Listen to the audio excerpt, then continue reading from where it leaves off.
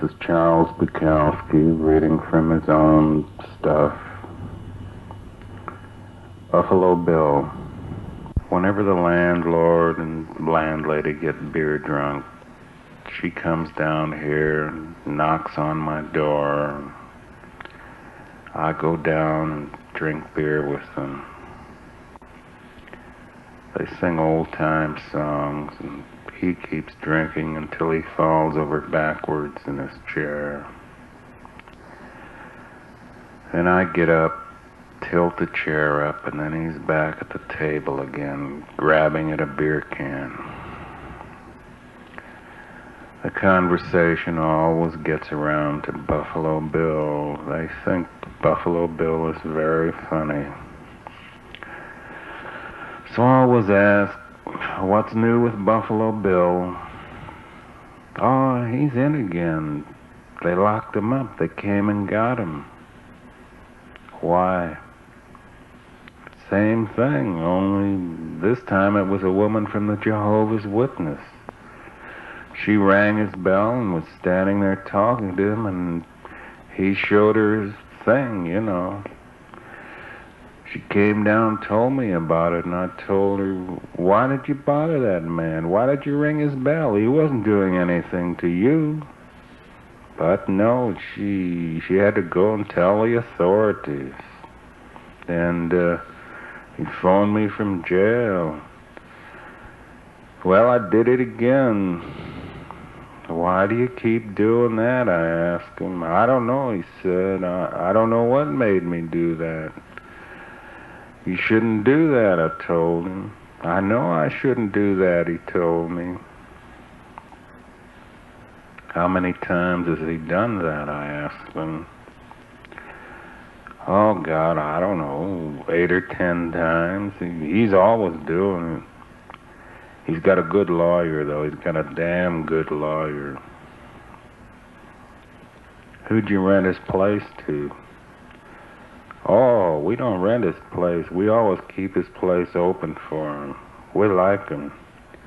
Did I tell you the night he was drunk and out on the lawn naked and an airplane went overhead and he pointed to the lights? All you could see was the taillights and stuff, and he pointed to the lights and yelled, I am God, I put those lights in the sky.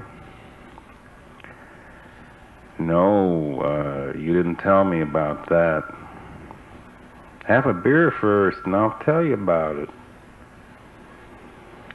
I had a beer first. A little atomic bomb. Oh, just give me a little atomic bomb. Not too much, just a little. Enough to kill a horse in the street, but there aren't any horses in the street. Well, enough to knock the flowers from a bowl, but I don't see any flowers in a bowl. Enough then to frighten my love, but I don't have any love. Well, give me an atomic bomb then to scrub in my bathtub like a dirty and lovable child. I've got a bathtub. Just a little bomb, General, with pug nose, pink ears, smelling like underclothes in July. Do you think I'm crazy? I think you're crazy, too. So, the way you think, send me one before somebody else does.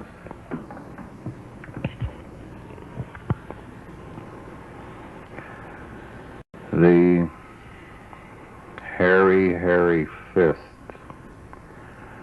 and love will die. The dull haunches will sit in chairs and fart. See the paper flowers, old women in Lent, with broken leg. Spider taking it in.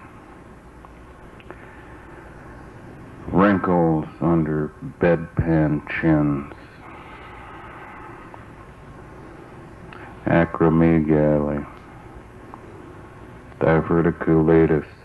Tabes dorsalis. Your soul filled with mud and bats and curses. And the hammers will go in. There will be the hairy, hairy fists, and love will die. Love will stroke the balls of your worst enemy. And your neck will ache, and toilet paper will stick in your crotch. And out the window, the same. Pictures of torture and murder and horror. Cats with birds, cats with mice, dogs with cats, blind men like ivory needing a shave, and the petulant and nasty children of the universe, stealing, climbing, planning, cutting, warring. All was so healthy, all was so strong.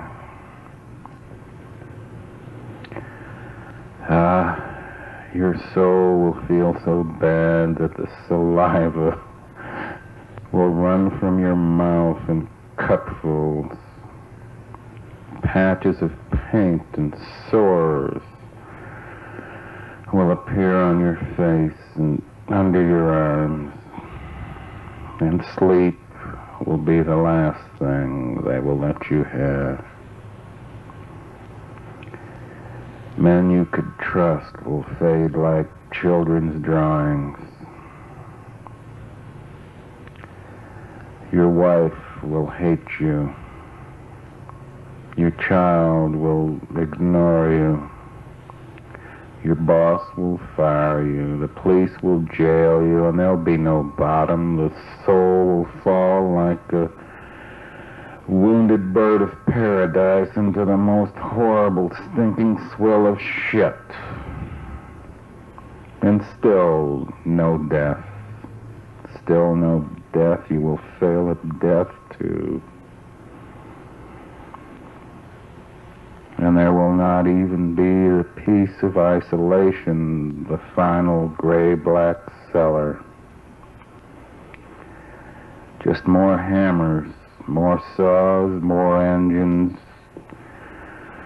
more bad music, more relaxed voices of zero. You'll be ripped up and down until your clothing no longer fits you. You'll be the scarecrow, the rag, the smiling rag of a thing. And the enemy, which is everyone, will appear beautifully clothed, calm, smiling, driving smooth rolls of shining steel, and the sun will fall upon him like a flower. Your soul will feel so bad that you know it will not ever quite live again, and there'll be nothing you can do. Drink will not patch it. Prayer will not save it. Praise from the enemy will not heal it. Nothing will work. Nothing will be nothing like a harp with broken strings in somebody's corner and somebody's misery garbage. While all around, like the 4th of July, like betting with a virgin, like champagne over the head of easy wildness. The force of other things and other ways will celebrate the occasion, their existence without you.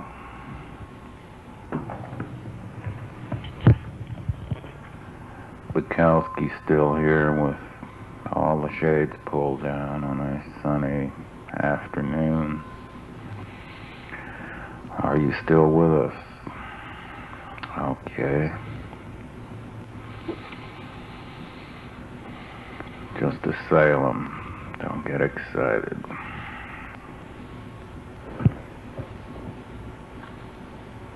This one is called An Action Afternoon.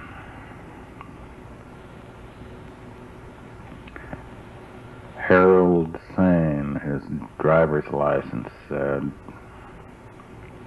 They found him alone in the wooden walls, beholden to a salt shaker, a boiled potato, a third cup of tea from the same bag, and from his radio still came the sound of a giant tonality, somebody's dead symphony. On his dresser a note. I drink my tea and wait for orange mornings or a spike through my head. The spike was not through his head.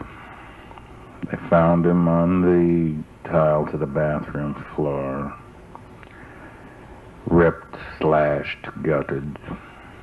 Bone, meat, and dirty enamel. He was a poor housekeeper. Under the sink they found beer and wine bottles, a bag of orange peelings, old newspapers, and the sink stank with dishes and stale, creamy water. Some ants had come, some roaches. His driver's license had expired, and he was a week behind in the rent.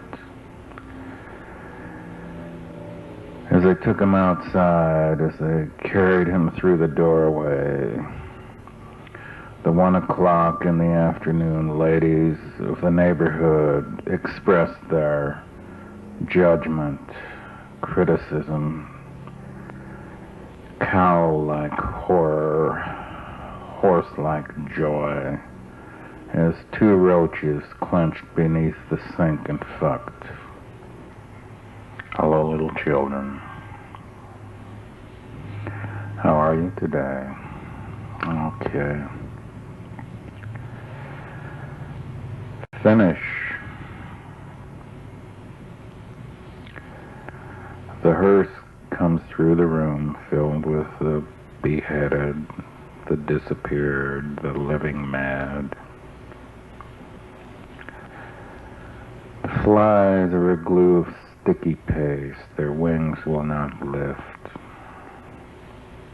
I watch an old woman beat her cat with a broom. The weather is unendurable, a dirty trick by God. The water has evaporated from the toilet bowl. The telephone rings without sound, the small, limp arm petering against the bell. I see a boy on his bicycle, the spokes collapse, the tires turn into snakes and melt away. The newspaper is oven hot.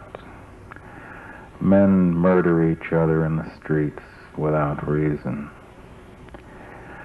The worst men have the best jobs. The best men have the worst jobs, or are unemployed, or locked in madhouses. I have 4 cans of food left.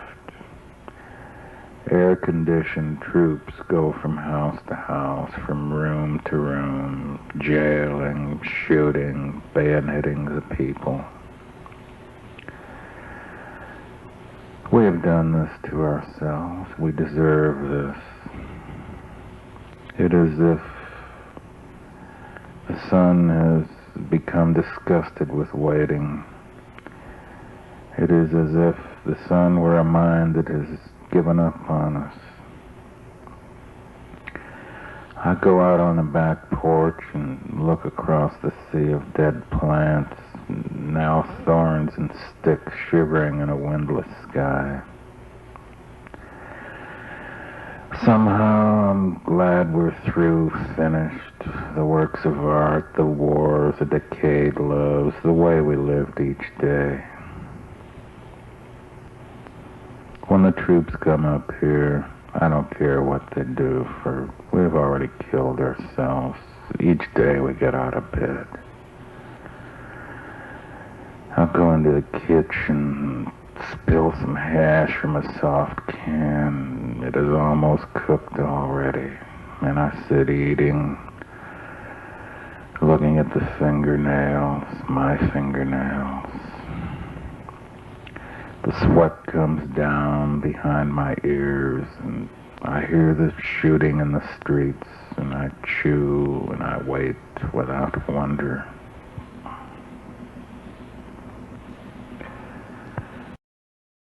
No charge. This babe in the grandstand with dyed red hair kept leaning her breasts against me and talking about Gardena poker parlors. But I blew smoke into her face and told her about a Van Gogh exhibition I'd seen up on the hill.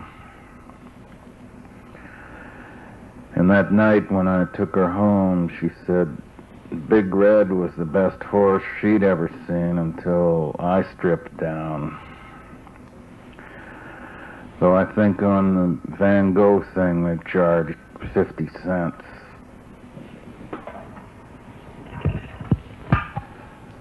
Love is a piece of paper torn to bits.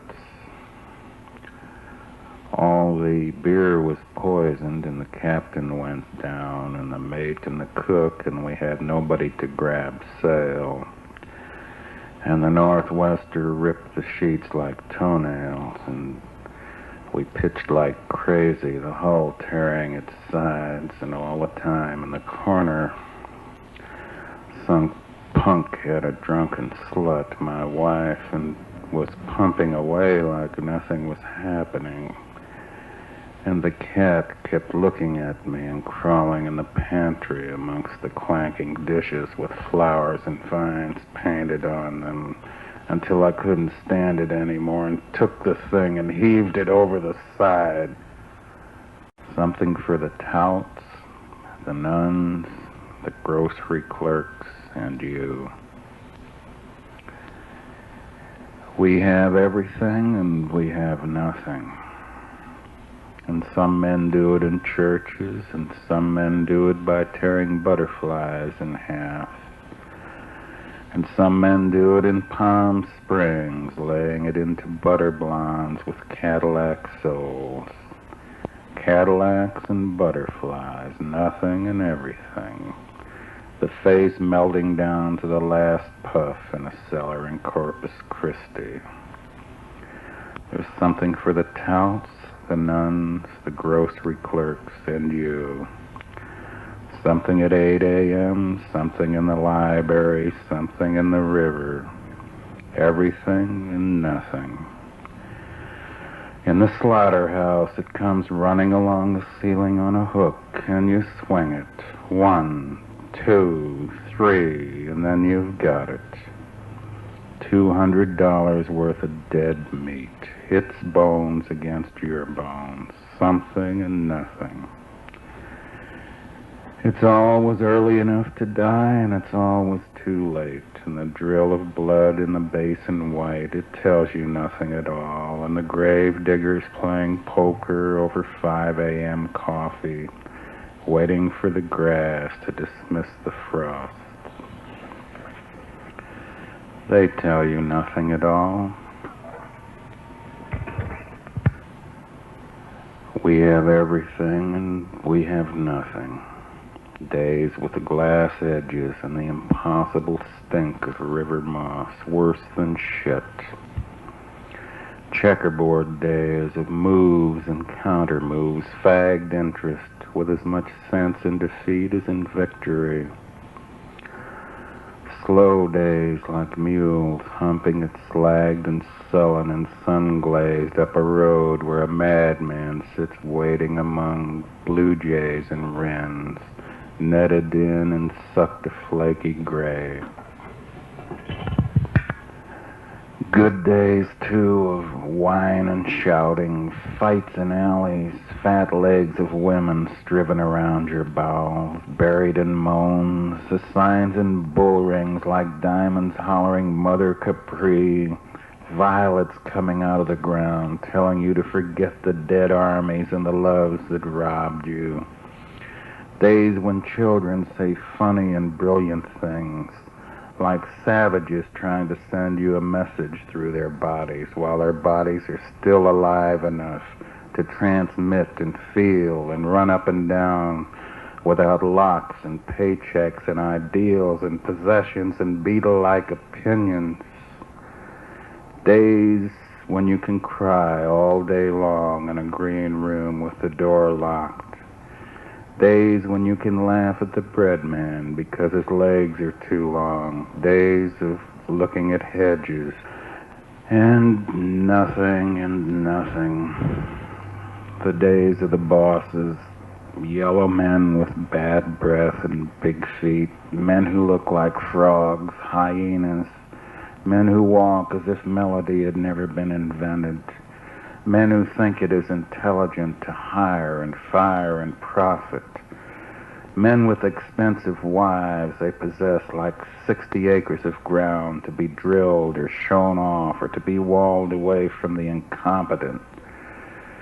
Men who'd kill you because they're crazy and justify it because it's the law. Men who stand in front of windows 30 feet wide and see nothing. Men with luxury yachts who can sail around the world and yet never get out of their vest pockets. Men like snails, men like eels, men like slugs and not as good. And nothing. Getting your last paycheck at a harbor, at a factory, at a hospital, at an aircraft plant, at a penny arcade, at a barber shop, at a job you didn't want anyway. Income tax, sickness, servility, broken arms, broken heads, all the stuffing come out like an old pillow.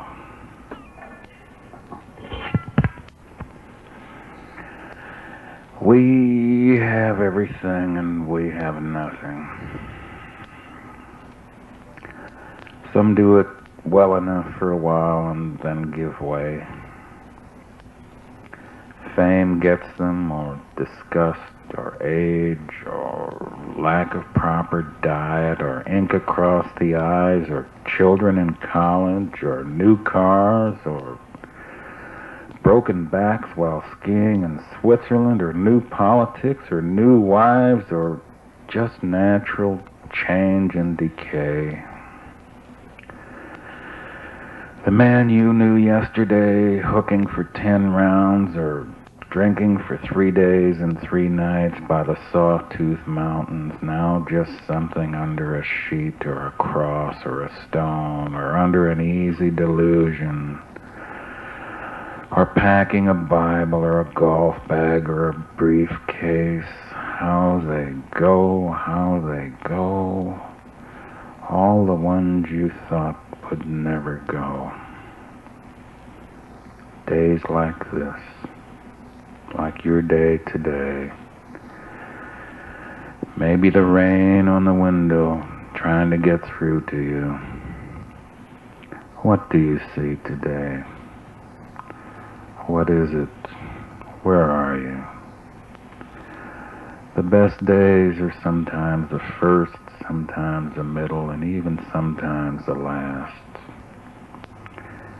The vacant lots are not bad. Churches in Europe on postcards are not bad. People in wax museums frozen into their best sterility are not bad. Horrible, but not bad. The cannon, think of the cannon. And toast for breakfast, and coffee hot enough to know your tongue is still there. 3 geraniums outside a window, trying to be red and trying to be pink and trying to be geraniums. No wonder sometimes the women cry. No wonder the mules don't want to go up the hill. Are you in a hotel room in Detroit looking for a cigarette? One more good day, a little bit of it. And as the nurses come out of the building after their shift, having had enough, 8 nurses with different names and different places to go, walking across the lawn. Some of them want cocoa and a paper. Some of them want a hot bath. Some of them want a man. Some of them are hardly thinking at all. Enough and not enough. Arcs and pilgrims, oranges, gutters, ferns, antibodies, boxes of tissue paper.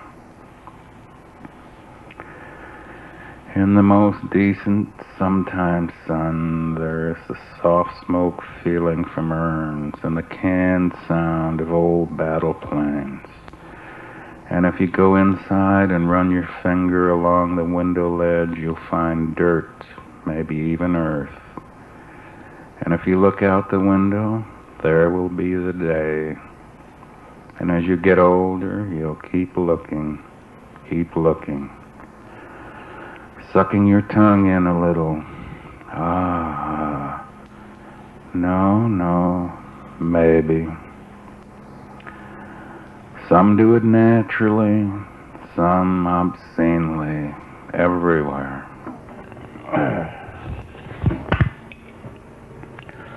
Song for sadists without a place to sit down. Positively grieve no more. Ultimo, par chavi, par grazi, hold still, bitch. The evergreen leaves, showers of broccoli love, heaving like a rabbit in a wolf's mouth. You play my flute, broccoli. Pachavi, save me thunder. Elephant moth of everything. I think and stink in saliva. Domino, estes, vulgamo, taurus, pissimo, shitimo, ock.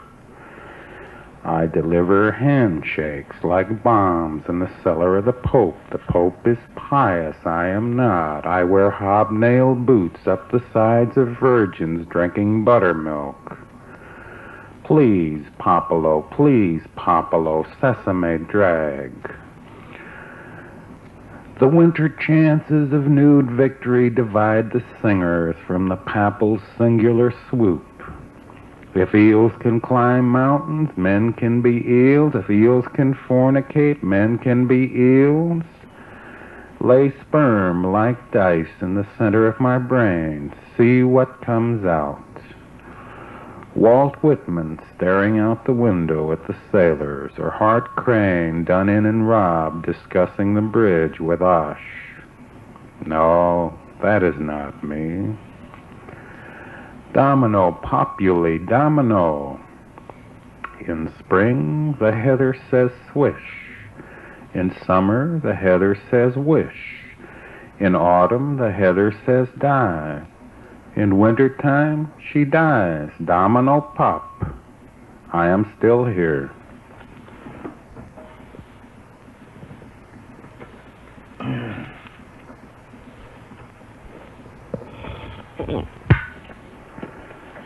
I'm still here, yeah. The genius of the crowd.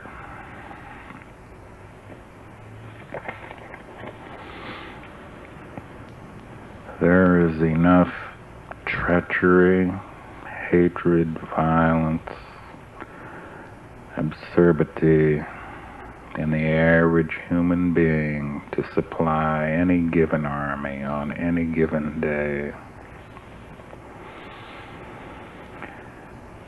And the best at murder are those who preach against it. And the best at hate are those who preach love. And the best at war, finally, are those who preach peace. Those who preach God need God. Those who preach peace do not have peace. Those who preach love do not have love. Beware the preachers. Beware the knowers.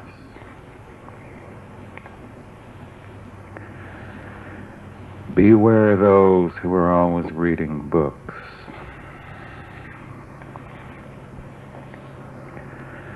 Beware those who either detest poverty or are proud of it.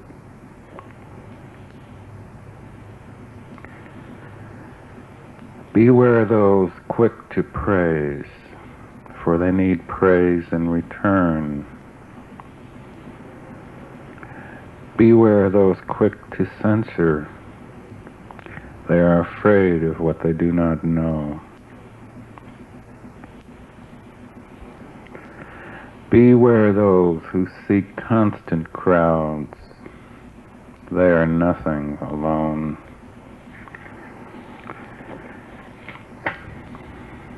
Beware the average man, the average woman. Beware their love. Their love is average, seeks average. But there is genius in their hatred. There is enough genius in their hatred to kill you, to kill anybody. Not wanting solitude, not understanding solitude, they will attempt to destroy anything that differs from their concepts. Not being able to create art, they will not understand art. They will consider their failure as creators only as a failure of the world. Not being able to love fully, they will believe your love incomplete, and then they will hate you. And their hatred will be perfect, like a shining diamond, like a knife, like a mountain, like a tiger, like hemlock.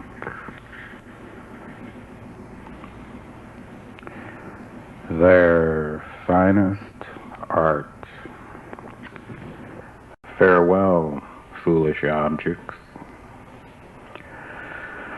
I've lain in bed all day, but I've written one poem and I'm up now, looking out the window and, like a novelist might say, drunk. The clouds are coming at me like scullery maids with dishpans and bedpans in their hands. Something that holds a gritty, dirty water. But I'm a drunken non-novelist, but in clear shape now. Here sits the bottle of beer, and I'm warmly thinking in a kind of foam-shaped idle fancy, working closely. But all I can stoke up are squares and circles which do not fit. So, well, messieurs, I'll tell you the truth again. In bed, I read another article on D. Thomas, and someday I'll get lucky and sit around and buy a French horn and a tame eagle, and I'll sit on the porch all day, a white porch, always in the sun. One of those white porches with green vines all around, and I will read about Dylan and D.H. until my eyes fall out of my head for eagle meat, and I can play the French horn blind. But even now it gets darker, the evening thing into night. The bones down here, the stars up there. Somebody rattling the springs in Denver so another puker can be born. I think everything is a sheet of sun, and the best of everything is myself walking through it, wondering about the pure nerve of the life thing going on after the jails, the hospitals, the factories, the good dogs, the brainless butterflies. But now I'm back at the window. There's an opera on the radio, and a woman sits in a chair to my left, saying over and over again, "Brat, Rosh, Brat." And she's holding a book in her hand. How to learn Russian easily. But there's nothing really you can do easily. Live or die or accept fame or money or defeat, it's all hard. The opera says this: the dead birds, the dead countries, the dead loves. The man shot because somebody thought he was an elk. The elk shot because somebody thought it was an elk. All the pure nerve of going on. This woman wanting to speak Russian. Myself wanting to get drunk. But we need something to eat. "Grind, cat, grind meat," says the woman in Russian, so I figure she's hungry. And we haven't eaten in a couple of hours. "Lamb, bayonet, turkey, pork, and pork," she says. And I walk over and put on my pants, and I'm going out to get something. The forests are far away, and I am no good with the bow and arrow. And somebody sings on the radio, "Farewell, foolish objects." All I can do is walk into a grocery store and pull out a wallet and hope that it's loaded. And this is about how I waste my Sundays.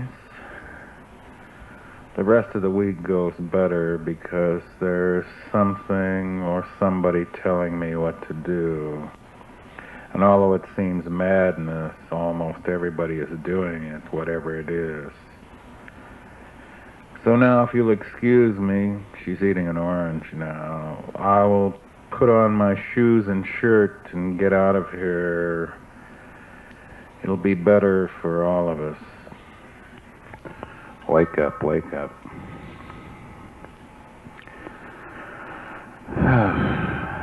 Let me have another beer here. Just a minute.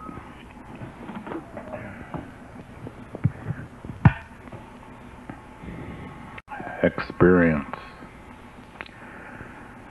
There's a lady down the hall who paints butterflies and insects, and there are little statues in the room. She works with clay. And I went in there, and I sat on the couch and had something to drink. And I noticed one of the statues had his back turned to us. He stood there brooding, poor bastard, and I asked the lady, "What's wrong with him?" And she said, "Nah, I messed him up in front, sort of." "I see," I said, and finished my drink. You haven't had too much experience with men."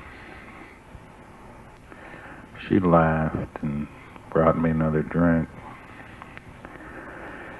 We talked about clay, death of Cummings, art, survival, and so forth. "You ought to know more about men," I told her. "I know," she said. "Do you like me?" "Of course," I told her. She brought me another drink. We talked about Ezra Pound, Van Gogh, all those things. She sat down next to me. I remember she had a small white mustache. She told me I had a good life flow and was manly. I told her she had nice legs. We talked about Mahler. I don't remember leaving. I saw her a week later and she asked me in. I fixed him, she said. Who? I asked. My man in the corner, she told me. Good, I said. Want to see? She asked. Sure, I said. She walked to the corner and turned him around. He was fixed, all right. My God, it was me.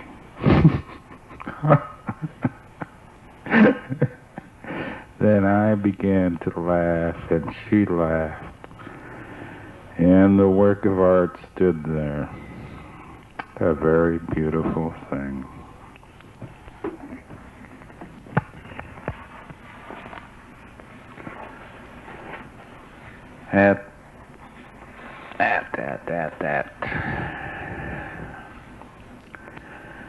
At the end of feet, the Blackbird walks, shocked by palisades of ice and worn-out shoes, shocked by nerve gas, shocked by pinnacles of spinach, shocked by the broken-winged bluebird. Old Notre Dame football teams run through my room, fans whirl inside stovepipes, never getting a Pulitzer Prize. Shakespeare is 401. Joe Louis is 51. A young boy stands outside throwing dust-dry rocks against the garage. Fap, fap, fap. Shocked by the body's limpid drag, disease, flab. Shocked by tourniquets of music in elevators. Not shocked to learn that Beethoven was a drunkard. The angular daydream huddles against the fence like an old man. Jesus, Charlie, it says. Jesus, Charlie, they surely got us now. Then night fear. Fear of never sleeping with a young girl who never heard of Rimbaud. Fear of platitude and poverty. Fear of the long death. Fear of cameras and landlords and bosses. Fear of children and wives. Fear of cancer and round shoulders. Fear that Sartre's asleep. Fear that Janae is kidding. Fear that there isn't anybody here. In a dozen years, I will be gray and almost dead. In a dozen years, I will be dead. At the end of feet, the Blackbird walks. The woman behind me dries her pants on the heater. China and Russia curse at the bar. France sits back, holding a small blade in pocket. I wish I were truly gross, not this way, the way people say I am. I wish I were truly gross. Weighed 366 pounds and sat at a back table in Paris, 6 novels behind me, about ready to die and waiting, eating something out of a pot, a 1/2 live rabbit, regarding the women as soot. The world is soot. Knowing the ground will bring up potatoes, coal, old graves, diamonds. Knowing a joke about the sun and partly about what God is up to. Sitting there, an accumulation, spooning it down, glowing pink and famed and not caring under electric light. And I, with only a temporary will, all the waitresses frightened, trembling in their silly flowered panties, all the young boys wanting to know how it's done, what the equation is. And I am, after all, truly gross. I get up and walk out, electric, into darkness, and crack my cane head against the building. Flap! And that is it. 2 jet planes pass to the left now. I see a white and yellow roof through a dead walnut tree. The shock is in seeing and feeling and never knowing. It is a knowing that makes you gross. There's nothing to know. I may make Paris yet. About Paris, etc. May, gross, yeah. Still Bukowski working. I'm afraid getting drunker, and I guess oh hell, stuff. I may make Paris yet. Big deal. The next stanza begins something like this.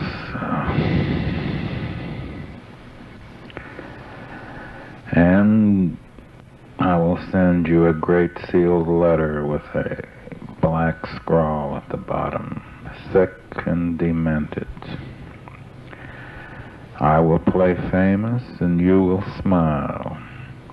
Now I see some orange roses. This is good. This is good. There's no shock for me in orange roses. Not today.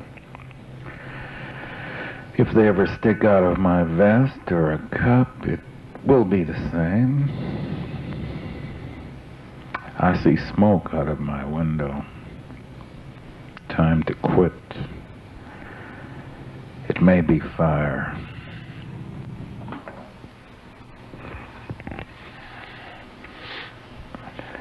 Bukowski.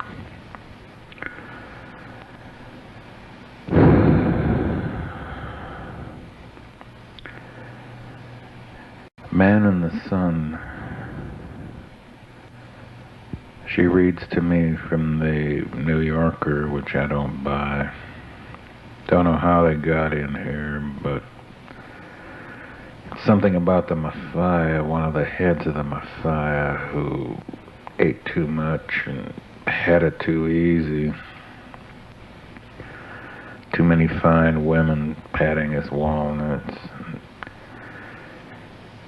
He got fat, sucking at good cigars and young breasts, and he had these heart attacks. And so one day, somebody's driving him in this big car along the road, and he doesn't feel so good, and he asks the boy to stop and let him out, and the boy lays him out along the road in the fine sunshine. I don't know whether it's Crete or Sicily or Italy proper, but he's lying there in the sunshine, and before he dies, he says, "How beautiful life can be," and then he's gone. Sometimes you got to kill 4,000 or 5,000 men before you somehow get to believe that the sparrow is immortal. Money is piss, and that you've been wasting your time. Sing to gods or kangaroos. The fire circles like a worm inside the radio. It is the nuns, it is the nuns, it is the nuns, with yellow teeth dancing in the sun. It is ladders gone mad with brain and wrinkling in the air like tragedy. My, it gets so fearful, it gets me, wrinkles me without consultation, birds in my dreams walking with canes, people in my world walking like nightmares. It gets fearful like gas, barbed wire, picture books of doctors, the history of the world. I need pans of ice. I need colored tubes to spit light into eyes. I need straighter backs, money, watchdogs, a horse in Florida, and afternoons to throw away like old napkins. I need 45 days to sleep. I need to beat hell out of somebody. I need to kneel among roses like a madman and sing to gods or kangaroos, however you spell it out. And however you spell it out, it's going nowhere and I'm going with it. Of all the beauty I can think of is maybe 10 minutes staring at an old bell nobody knows about, or smelling my toes like a cranky kid, or 30 minutes with John Dillinger listening to how it happened. Of all the beauty I can think of is watching a long freight of boxcars go by, sunburnt and hurt and wooden, myself watching. Yet, now all I can see is some kind of color. A green thin yellow, steam-like, threads, warm, belonging and not belonging. All I can see is windows and streets and dirt that wants to cry. It is getting late and the shades go down. Pictures of long-legged girls stroll through my brain. And the caterpillar wants to speak my name. It knows me. It does. The nuns dance. There goes my landlord and his little folks in and out. Those guys get in that car and out. They drive off somewhere. They come back. They drive off. They leave. They come back.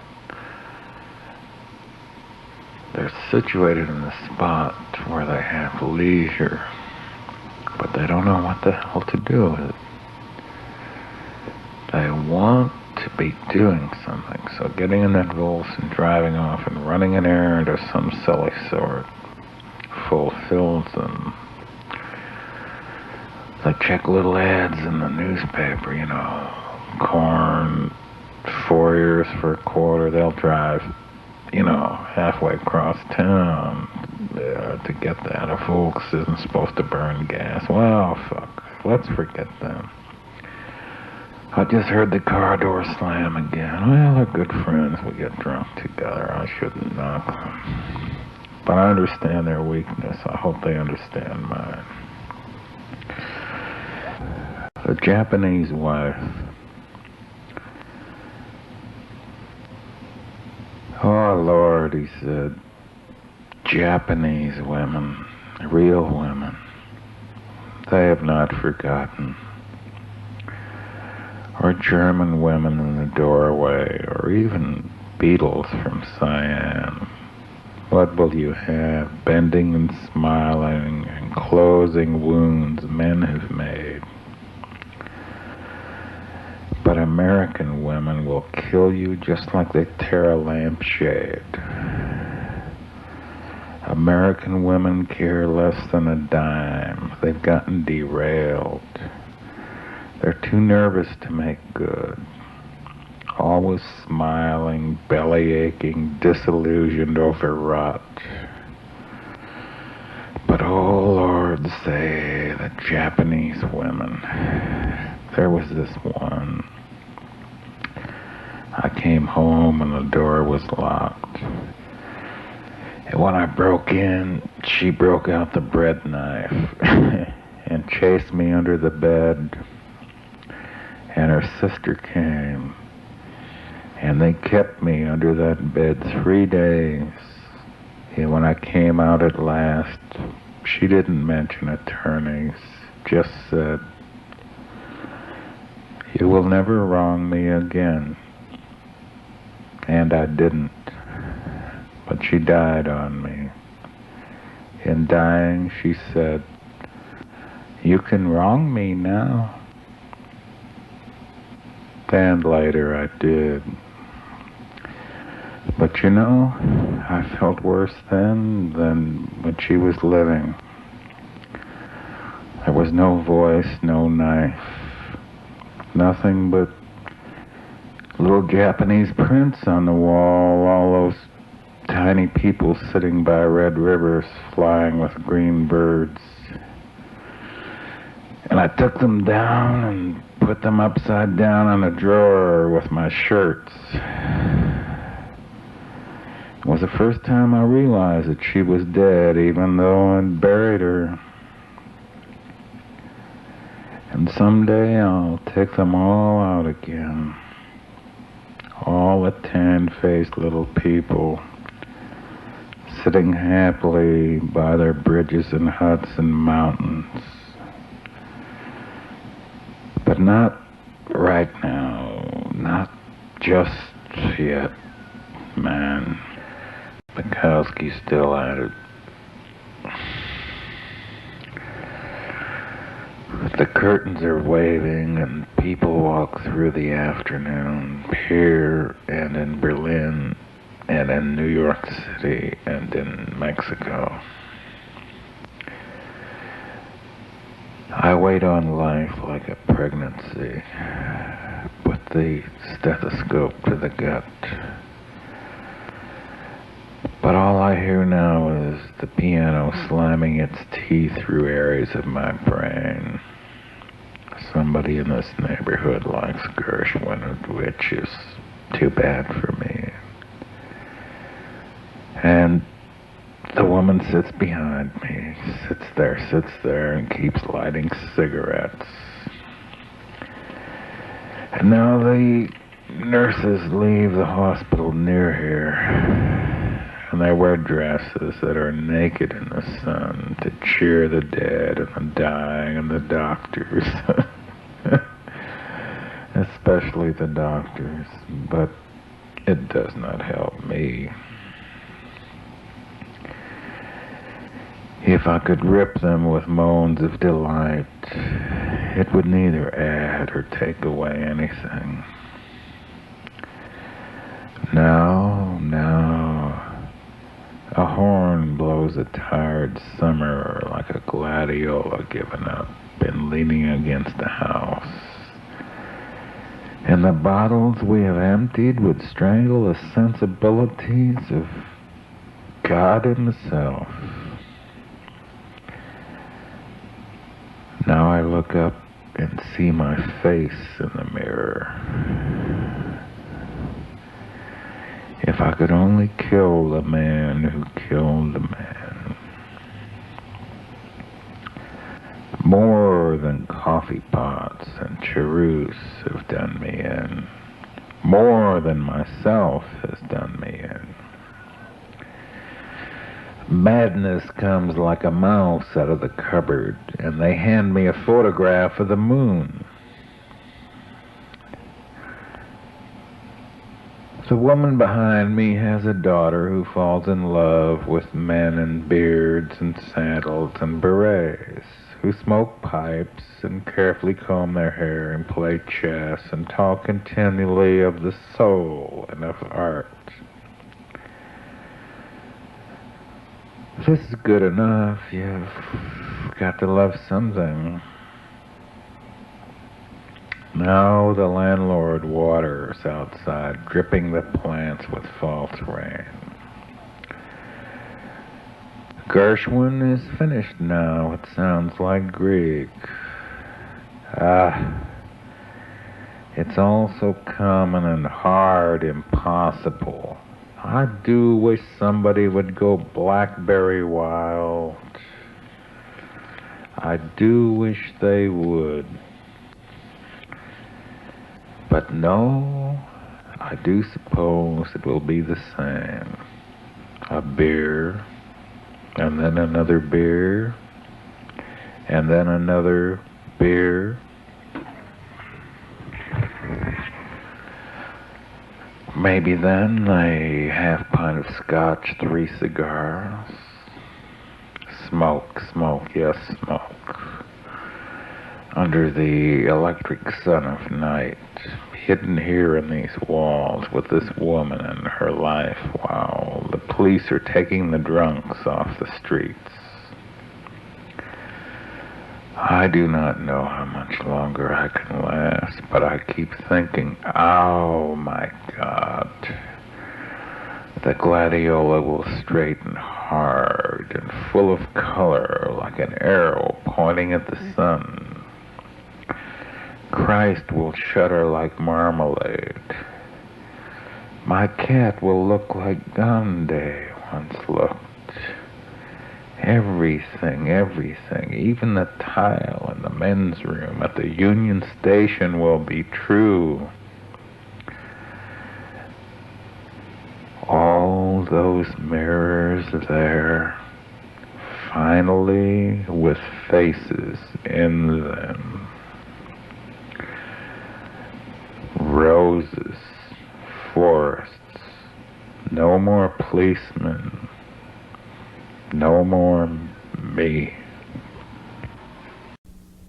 Well, what are you gonna do? Alright, if you can't waste tape, you can't waste anything. If you can't waste anything, you might as well quit. So, the next move is mine, right? And I'm too loaded to even be decent. Alright, let's try some more just for laughs. So, ho ho ho. A report upon the consumption of myself. I am a panther corked out and bellowing in cement walls. And I'm angry at blue evenings without ventilators. And I'm angry with you.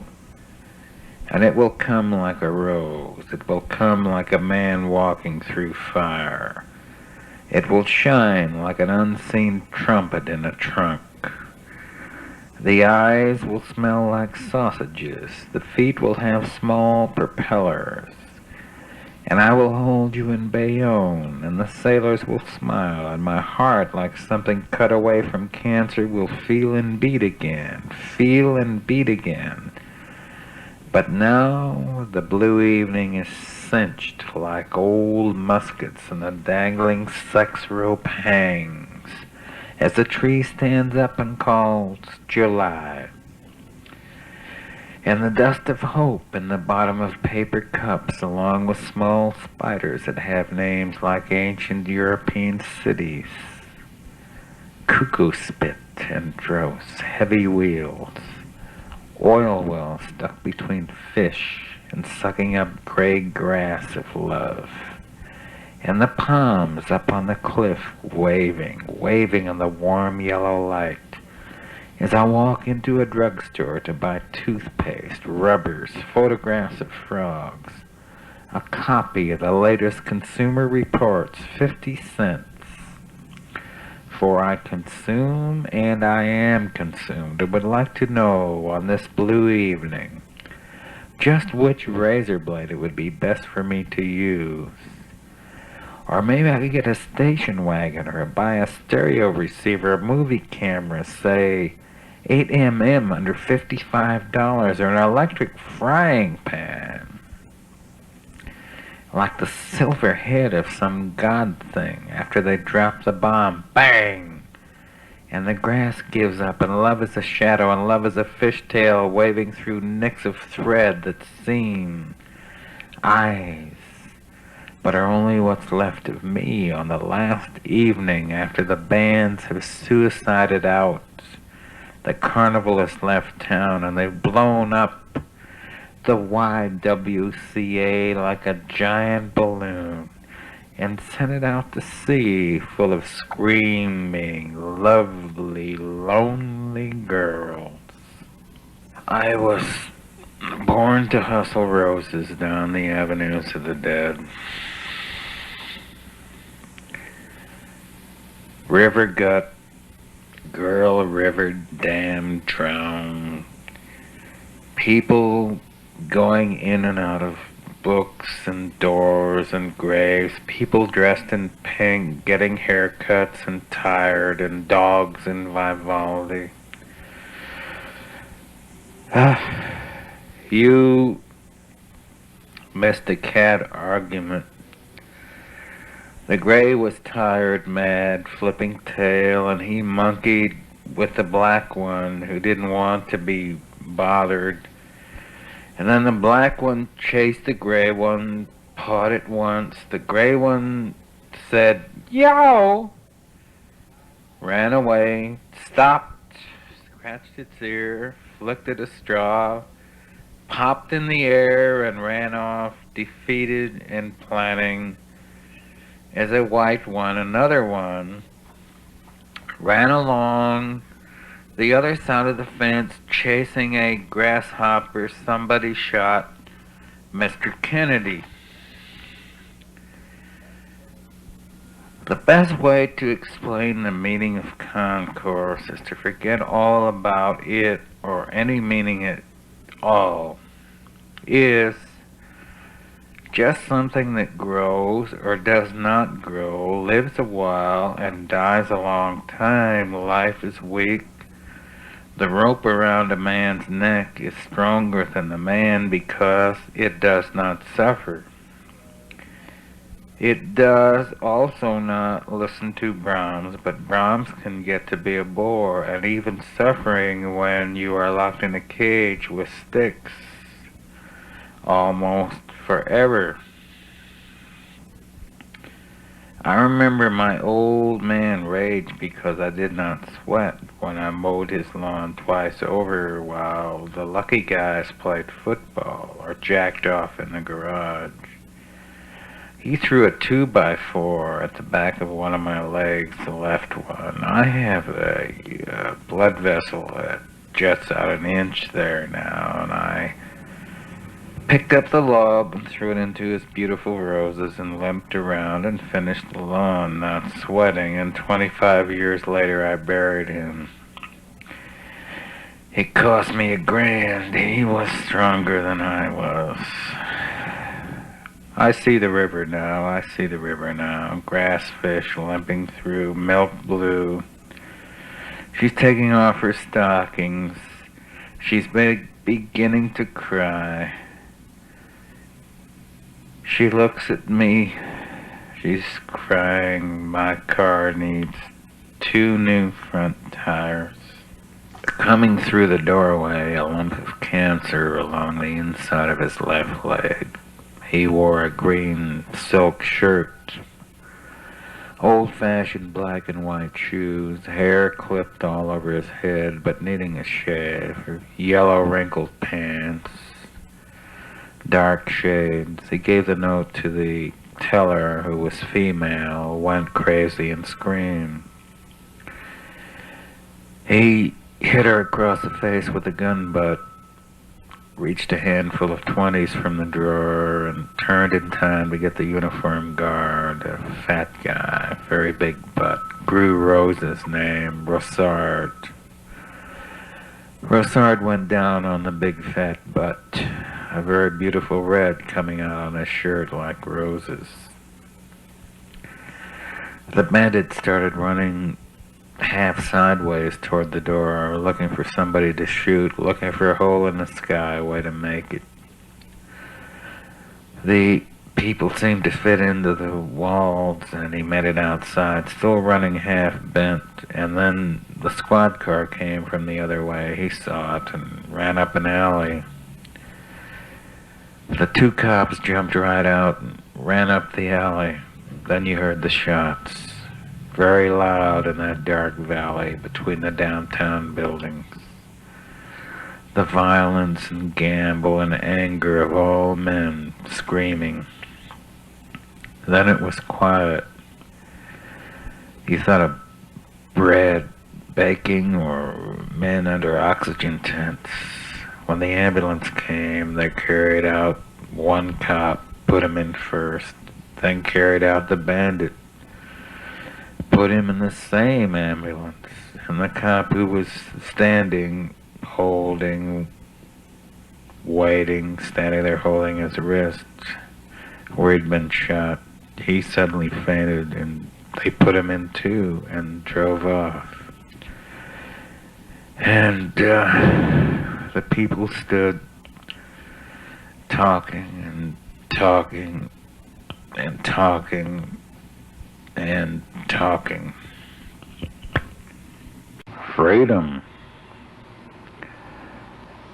He drank wine all night, the night of the 28th, and he kept thinking of her. The way she walked and talked and loved, the way she told him things that seemed true but were not. And he knew the color of each of her dresses and her shoes. He knew the stock and curve of each heel, as well as the leg shaped by it. And she was out again when he came home. And she'd come back with that special stink again, and she did. She came in at 3 a.m. in the morning, filthy like a dung-eating swine, and he took out the butcher knife, and she screamed, backing into the rooming house wall, still pretty somehow, in spite of love's reek, and he finished the glass of wine. That yellow dress, his favorite, and she screamed again. And he took up the knife and unhooked his belt and tore away the cloth before her and cut off his balls and carried them in his hands like apricots and flushed them down the toilet bowl. And she kept screaming as the room became red. God, oh God, what have you done? And he sat there, holding 3 towels between his legs, not caring now whether she left or stayed, wore yellow or green or anything at all. And one hand holding and one hand lifting, he poured another wine. Man, if Will Rogers were here, we'd really be good friends, wouldn't we? Yeah. Man, I really hated that son of a bitch when I was a kid. What a false, phony front. Oh, shit. I never met a man I didn't like. Jesus Christ. Now there's a real brain for you, right? Looking toward God. Anyhow, let's get on. Let's get on with the next fucking thing. I'm doing a worse and worse job, but let's try and wrap it out. This one's called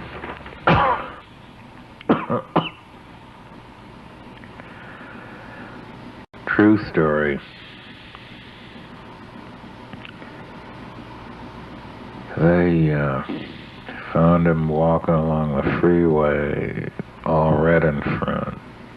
He'd taken a rusty tin can and cut off his sexual machinery as if to say, "See what you've done to me?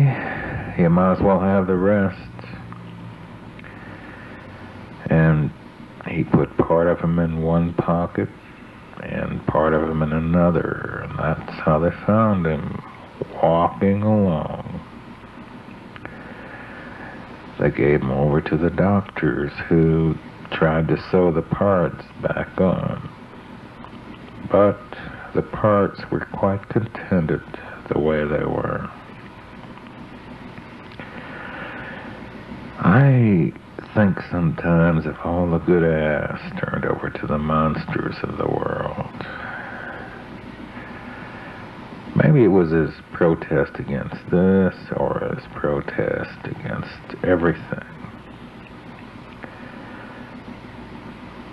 A one-man freedom march that never squeezed in between the concert reviews and the baseball scores. God or somebody bless him.